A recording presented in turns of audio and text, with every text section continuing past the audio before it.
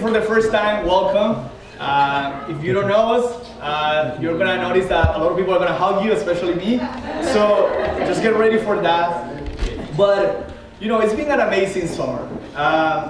You know, we have been interning in campus. We had 8 interns. There were so many things going on. We had events. Even we had an event last week. We had a coffee house, and we had over 42 people coming. And it was really good. The idea was to collect cans of food and just give it to a food bank. And it was so awesome just to see everybody working, the different talents, people coming from Toronto, the West. And it was honestly an amazing time that we had. You know, if you don't know me, my name is Humberto. I'm the campus minister, and it's honestly really awesome to be leading such an amazing group. You know, just so you know, a couple of weeks ago we just found out that we got club status, so we finally will be able to rent rooms for free. We will be able to get more involved in campus, and we won't be kicked out because we have a club status. And just so you know, by September we will have 9 disciples in McMaster University. God is totally working, and I really appreciate the prayers because I know it's not my prayers, it's your prayers. But yeah, anyway, so coming back to the lesson, today we're going to talk about grace. I mean, we have been talking about grace for the last couple of weeks, but if you don't know what grace is the undeserving favor of God to those who are under condemnation. Okay, what condemnation? What do you mean? Well, we all sin, so we're condemned, and we're supposed to pay for that eventually. But Jesus came into the world, died for us, and He took our sins away, so we don't have more condemnation. Now, the title of the lesson today is going to be His grace is sufficient. And now you're like, all right, where are you going with this, Humberto? Yeah, we'll get there. Yeah. But I know. Between us here, I know, pretty cool here, but raise your hand, do me a favor, if you ever pray. Anybody here? Awesome. Yeah, we all pray, right? It's pretty awesome. And, you know, that's not me, by the way. A little more time. But, you know, God will answer prayers. God is so awesome. And, you know, I remember this story, and, you know, sometimes God answers so quick. You know, He's so quick to answer prayers, and sometimes we don't know how He answers, but you know, I remember this day I was studying the Bible with Brandon, and I needed to get to campus really quick. And I was like rushing, and I was like, it's the first, like, I think it's the second or third study, and I was like, I cannot be late. So I'm just going up on keying and going fast and really fast. And I'm just like, God help me, I cannot mess up these. You know, this guy is cool. And then out of nowhere, there is this car following me, and I was like, oh. And then it's like, and then I hear, young fellow, and I was like, oh, young fellow. Yes, sir. And then there is like this older couple, and they're like, would you know by any chance where is the McMaster campus? And I was like, yeah, I'm going there. They're like, get in the car. I was like, yes. And you have sometimes that kind of prayer. We all have been through that, right? You know, something weird happened. But now, help me out again. Have you ever had a moment that God doesn't answer your prayer? Oh, yeah. Come on, raise your hand, because if God answers all your prayers, I'm going to talk to you after service.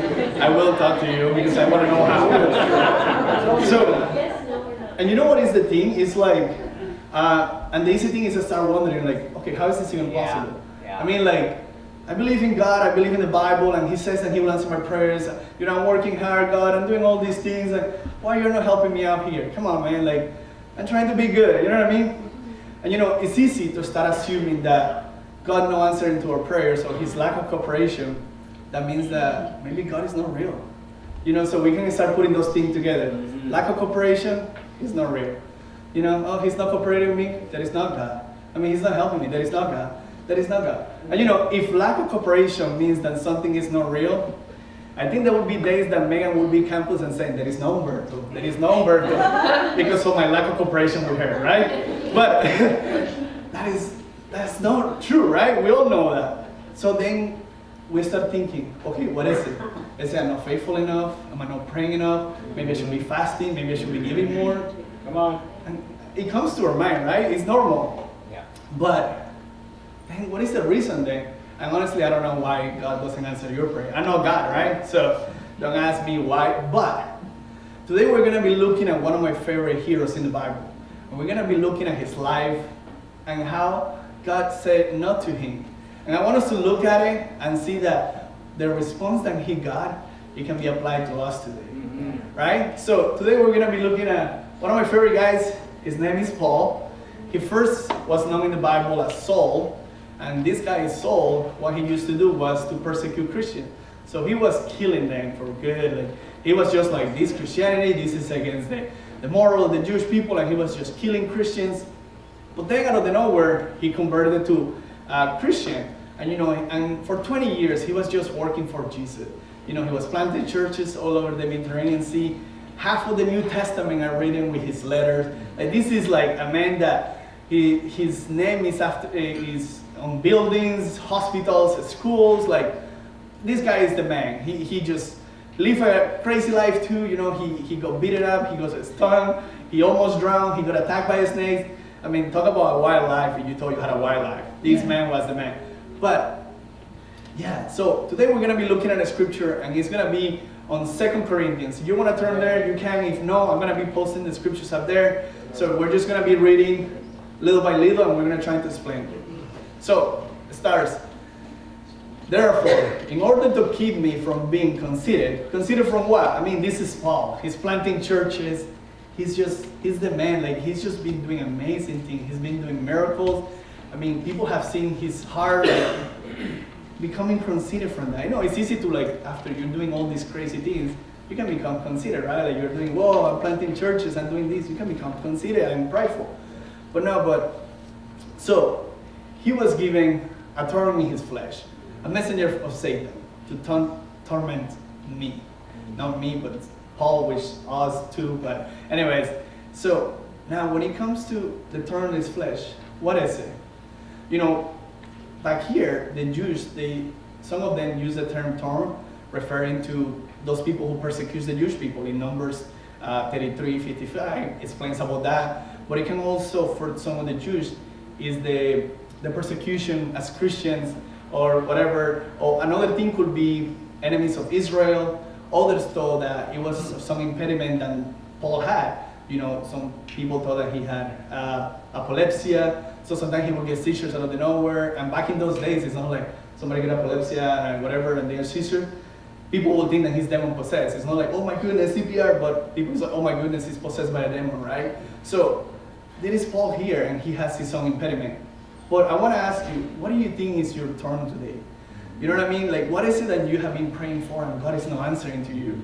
Personally for me, it's like, man, my entire family, they are disciples except my dad. And it's been really hard that, 7 years and nothing. So it's really hard to see, like, my dad, I'm praying for him and he doesn't change. Anyways, yeah, but we will get there, what he said to me. So then Paul says, 3 times I plead to the Lord to take it away from me. This term he pleaded, the word in Greek is parakaleo, which means to make an urgent appeal. When you think he pleaded 3 times, what do you think he means? I don't think it means like, I had a quiet time this morning and I prayed. Then during lunch, I kind of had to pray again with my dad. And then like during dinner, I prayed again and I was like, oh, what the heck? He's not going to answer to me. I don't think that Paul did this. Yeah. I don't think this is what Paul went through. I think these were seasons where Paul would be on his knees begging God, isolated. He was fasting. He went through all this. And all that Paul was asking for is, can you do the same for me that you have done for other people? I mean, I perform miracles. How come that you cannot take this away from me? Imagine, Paul, if we were to stop right here, isn't that encouraging to you right now? Because some of you have been praying for a long time for certain things. It's a family, better job. You know what I mean? You're praying for someone who is sick and God is not answering. Isn't it encouraging to see that there is someone in the Bible who went through these too? Yeah. All right, let's continue. But he said to me, my grace is sufficient for you. For my power is made perfect in weakness. Therefore, I will boast all more gladly of my weakness so that Christ might rest on me. In the Greek, when it says to me, it's something that is present tense. That means that it will affect us today, it will affect the future, and it affect us the past. That means that there is something that will continue to happen. Pretty much the answer that he got, it will continue to happen. And now we don't know exactly how he got that answer. The scripture doesn't say how he got it. We don't know. The Jews call this bath call, which means like, a voice from heaven came and he heard everything. Or it can be through the Spirit, or maybe through someone else. We don't know exactly. The Bible doesn't explain it. But I believe that the answer that he got that day, it can be applied to us today. And how do I believe it? Because not only because I've been working in the ministry 1 year and 3 months, but it's because I've seen it to people's life. When I talk to people and they talk about grace. So it says, my grace is sufficient for you. Sufficient. It's more than enough. It's all you need. Maybe God is going to say, I'm not going to give you what you're asking for, but my grace is sufficient. No, I'm not going to give you a better job, but my grace is sufficient. I'm not going to remove that health issue that you have, but my grace is sufficient. Oh, I get it. You have been single for so many years, but my grace is sufficient. Oh, when I'm dating now. But, you won't get married. Amen. But His grace is sufficient. And you know what I mean? And this is something that I have to wrestle for a long time. When I was trying to write this, I was wrestling with the whole fact of being single and being dating. Like, I dream with kids, but I have to think, His grace is sufficient. What is it for you today? What is it for us?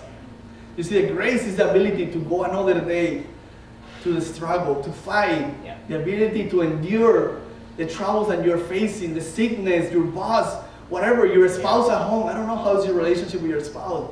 But grace is what helps you to overcome these.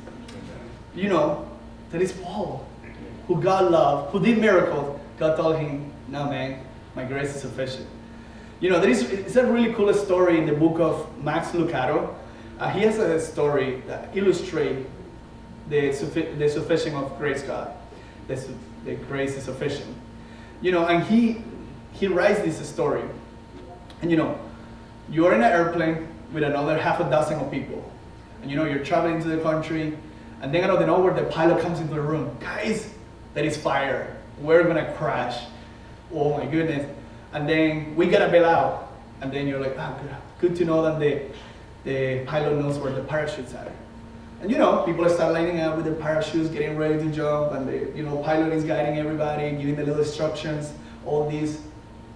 And then the first guy is about to jump, and then he's like, wait, can I just have a pink parachute?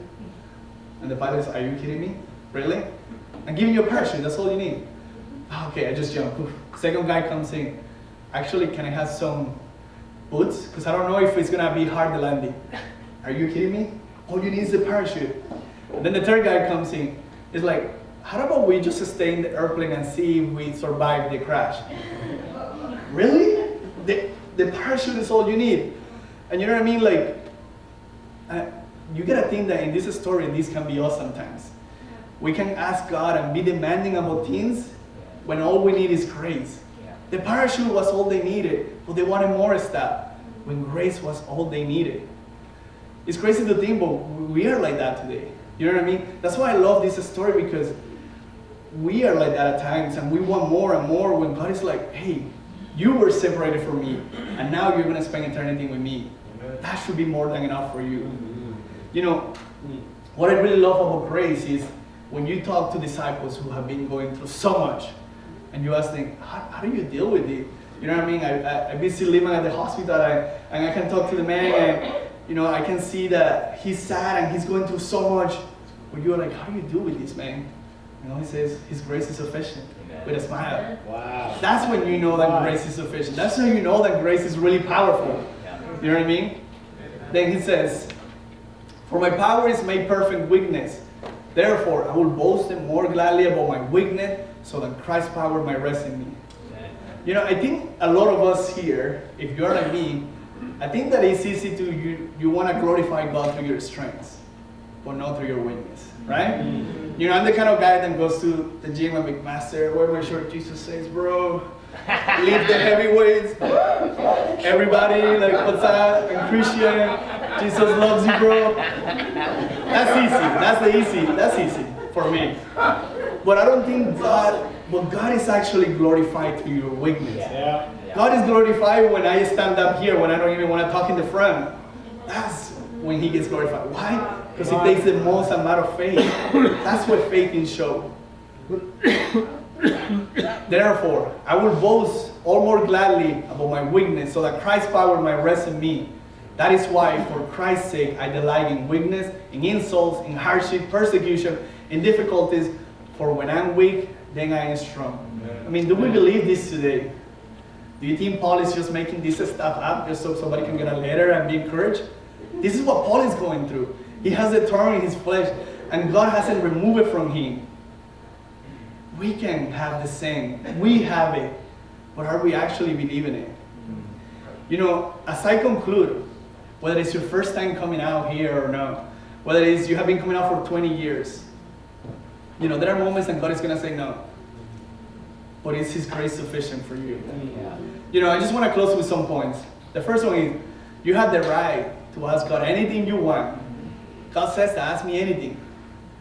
But God also has the right to say no to your prayers. Also, God might choose to show His power through your weakness. And that might never change. I might never be excited to be in front of the stage and speaking. But God might show His strength to that. And then, when you choose to be okay with your weakness, then you will be strong. And I hope that as we look at the life of Paul, you can be encouraged today. That you can go out there and face whatever trial, because His grace will be sufficient for you.